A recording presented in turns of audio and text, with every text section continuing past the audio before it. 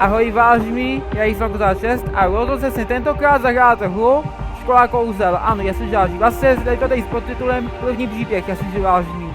No vlastně, jinak já vám musím říct, že tentokrát to má na celé obrazovce a normálně, když vlastně jsem takhle na celé obrazovce v této, že tak normálně se natáčí. Ano, zkuste se to a natáčelo se, jasně vážní. A teďka, o čem to ta hra vlastně je? Ta hra je vlastně o tom, nevím teďka o čem příběh je přece je, ale vím, že se hledá.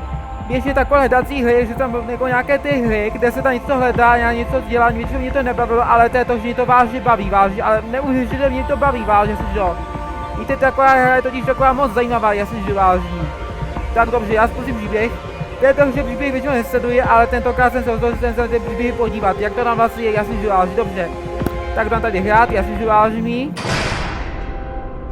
Jo, a tady je vlastně příběh, jasně, že vážně. Dobře, jasně, že vážně, vidíte, že to takhle vypadá, jasně, že vážně. Jo, vlastně jsme vlastně nějaké akademie škole. A je dobře, o Kateřině je největší studence celé akademie, jasně, že vážně. Jo, jasně dostala.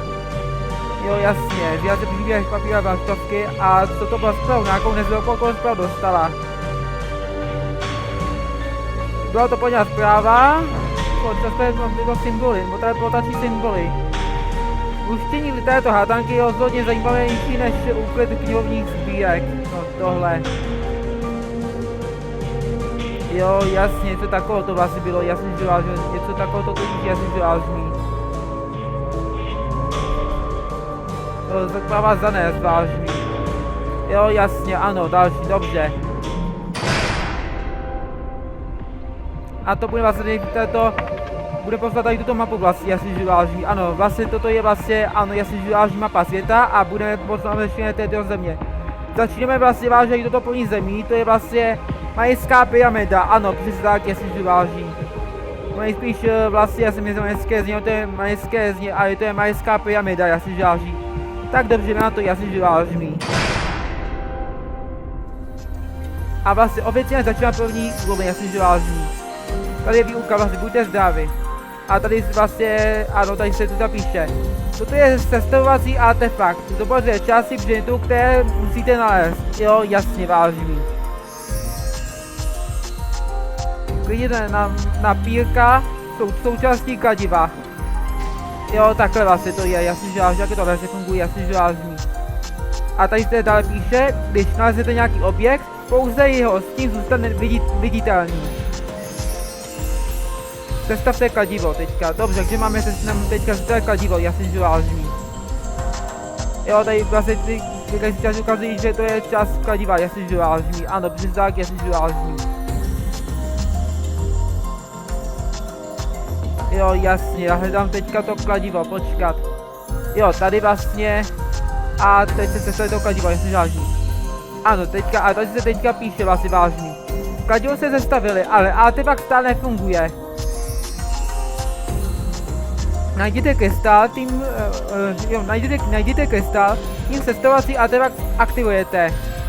Jo, jasně, vážný. To je tady tento krystal mimochodem.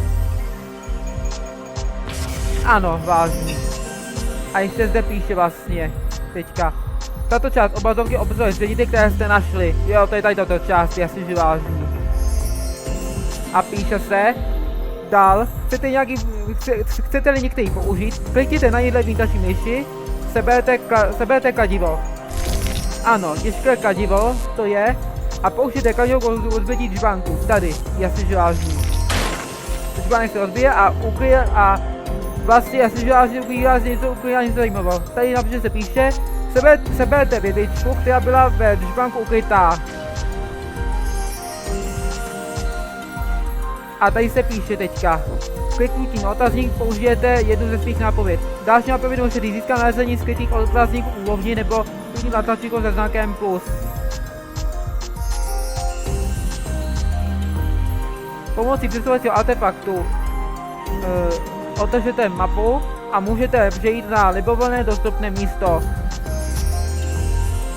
Teď běžte a vyřešte tuto starobylou hádanku.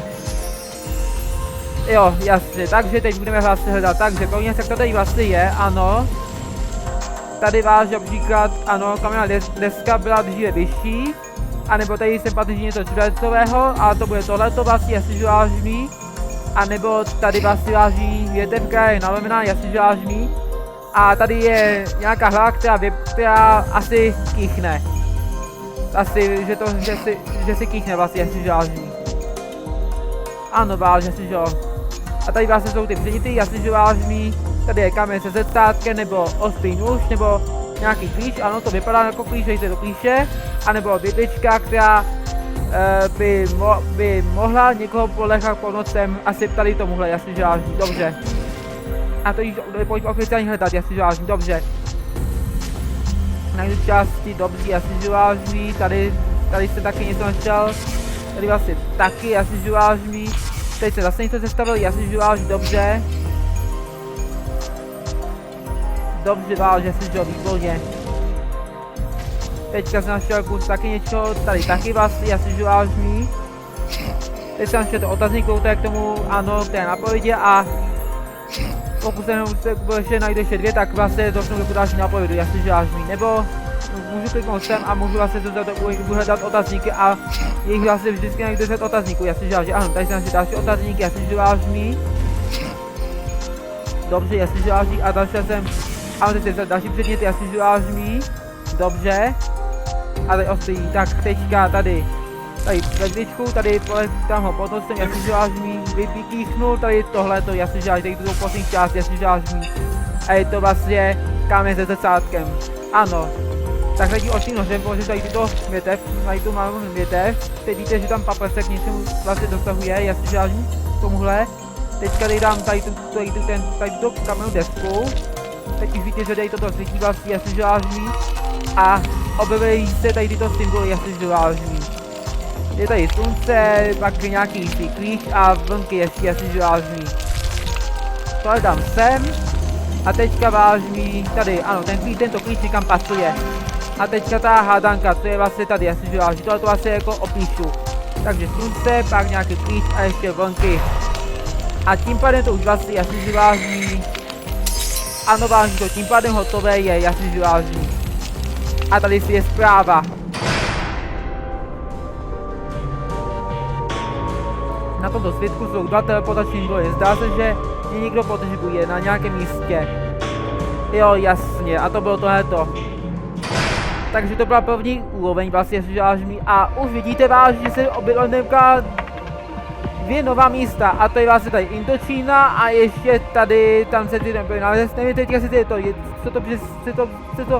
teďka si nevím, co to přesně je, ale vím, že se to nachází někde poblíž Jižní Ameriky, přes dálky jestli žlážní, no přímo v Jižní Americe, nebo tak nějak, jestli žlážní. Ano, taky jo, přes dálky jestli žlážní, prostě ano, jestli žlážní. Tak, jinak toto video bylo všechno. Teďka to jenom takový začátek této ževa, že si jo.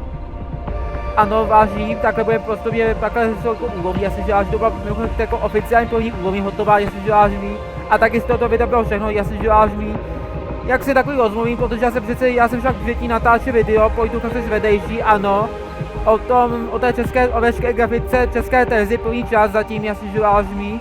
Taky však vlastně vážím, že dotočí další části.